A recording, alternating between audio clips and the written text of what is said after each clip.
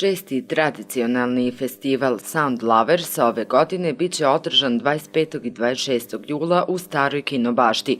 Tim povodom gradonačelnik Zrenjanina magistar Ivan Bošnjak između ostalog rekao je da je cilj da festival preraste granice Zrenjanina i da postane značajan internacionalni muzički festival, čime bi ušao u širu turističku ponudu. Trudit ćemo se da kontakte koje smo mi u prethodnom periodu kao lokalna administracija uspostavili sa ne samo prijateljskim gradovima, već i sa drugim sredinama, promovišemo na ovaj način i ekonomsku i turističku ponudu našeg grada, da mladi ljudi imaju tokom svog letnjeg raspusta priliku da se dobro zabave, da pritom kroz edukativni karakter ovog festivala nešto i nauče i da se te teme koje su za mlade u ovom trenutku najznačajnije, od brige o zaštiti životne sredine, o kontrolisanoj upotrebi alkohola do onih ključnih problema koji se tiču njih, to su pitanja zaposlenja,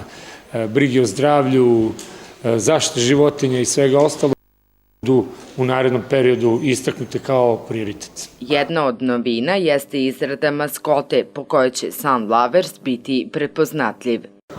Centralno ime festivala biće Niki Belucci, jedan od poznatijih svetskih imena.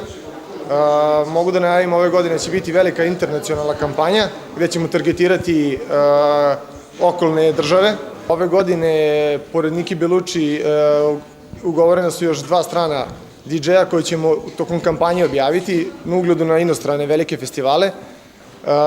Broj posetilaca prošle godine je bio 5000, ove godine težimo da se broj poveća. Takođe, u saradnji sa gradskom upravom ćemo težiti da bude što više stranaca. Odnosno, zajedno ćemo sprovoditi neke kampanje, seminare, obilazit ćemo gradove koji imaju saradnju sa našom lokalnom samoupravom. Ove godine projekat će nositi interesantan naziv "Štedi električnu, širi pozitivnu energiju".